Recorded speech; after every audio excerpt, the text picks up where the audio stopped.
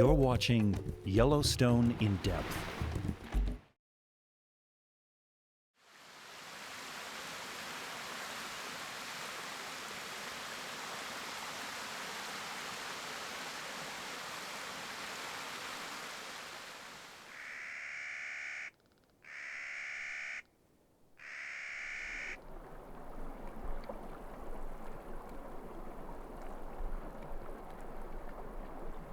It's been just a couple decades that the National Park Service has identified that natural soundscapes are really important.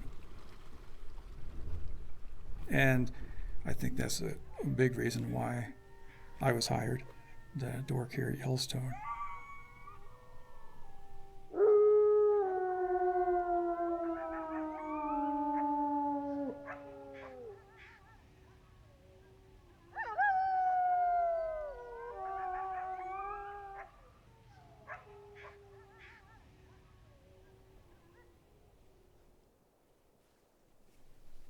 My name is Shan Burson.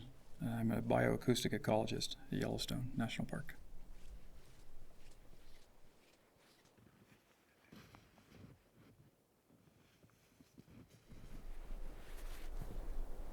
Acoustic monitoring is just trying to understand the soundscape of Yellowstone.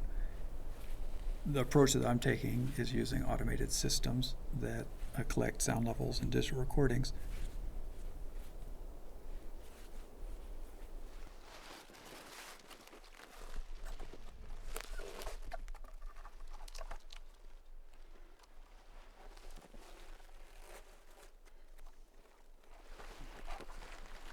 So I'm setting up a new system here, and I've never used this microphone setup. I've had one somewhere. This is a stereo mic. Make sure I have the right channel heading north. People have been interested in sounds in parks for decades, but they really came to the forefront probably about 20 years ago when people started noticing mostly human-made sounds were starting to impact people's experiences, and then there was a concern of what it was doing to wildlife. This is the heart of the system, a digital recorder. Collects MP3s or WAV files depending on what I want, and I'm just going to hook this microphone right into this.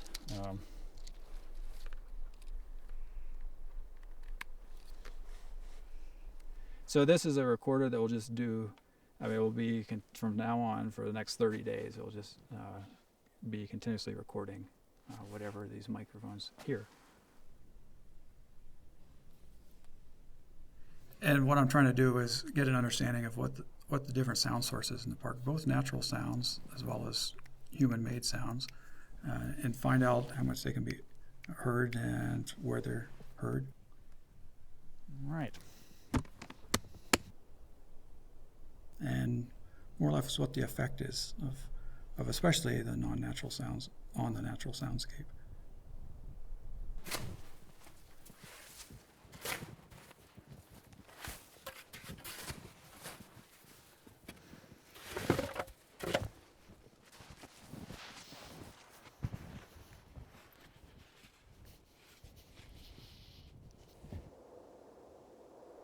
I've heard soundscape defined similarly to a landscape, where a landscape is kind of a view shed, what you can see if you look out over the land, and a soundscape is basically what you could hear if you're in a particular place, a particular time.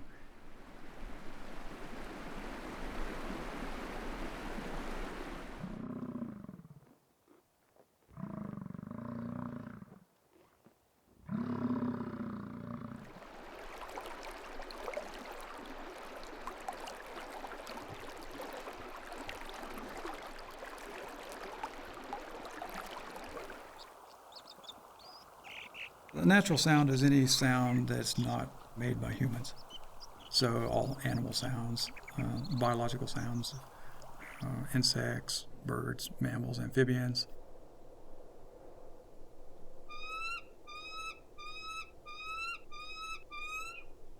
as well as physical sounds. Waterfalls, waves, thunder, those things are all part of the natural soundscape.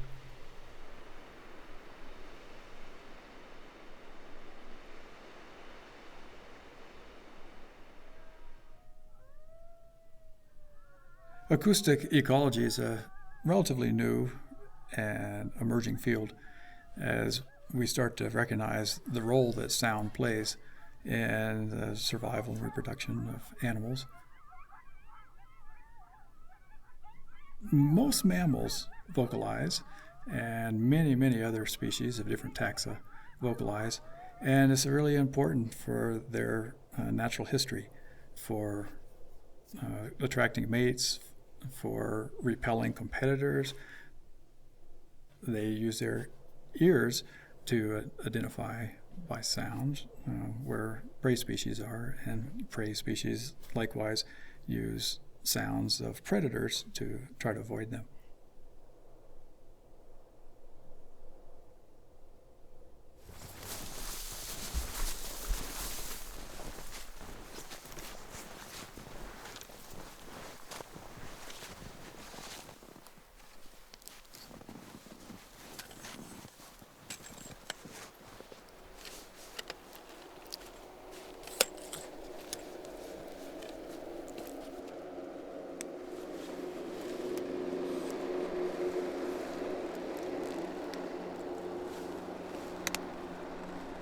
Over snow vehicles are vehicles that transport people on the top of the snow, on the snow surface.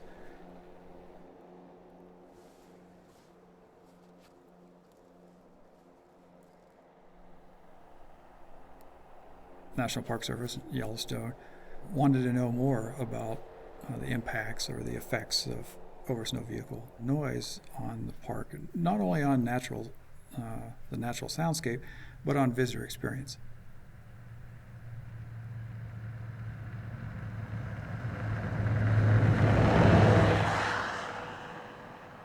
Visitors were starting to complain about non-natural sounds. And if we have a lot of non-natural sounds, human-made sounds, it starts to really restrict what a particular animal can hear because these motorized sounds or non-natural sounds start masking communication.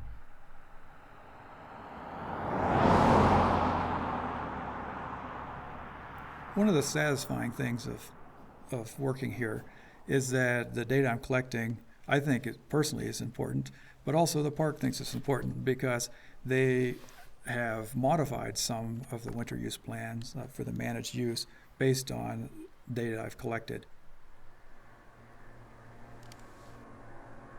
At this point, there's a restriction on the maximum number of over snow vehicles, both snow coaches and snowmobiles, that are allowed in the park each day.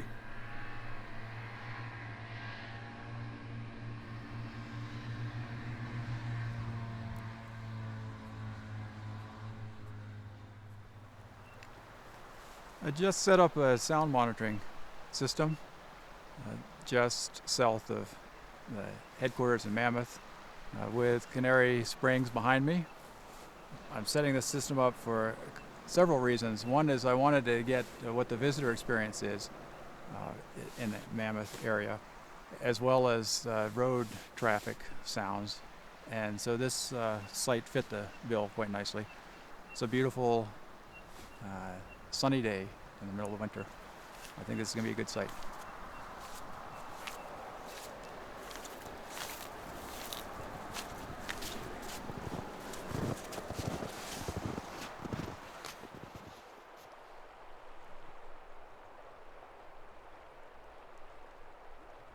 Yeah, I would like to ask visitors to take a short period of time and actually listen, be quiet in a place and still, and listen to the sounds of Yellowstone.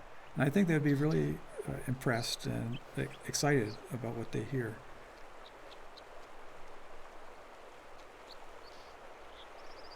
Although many people don't come to Yellowstone with the idea that, oh, I can't wait to get there to hear natural sounds, that it makes a big impression on them when they're here.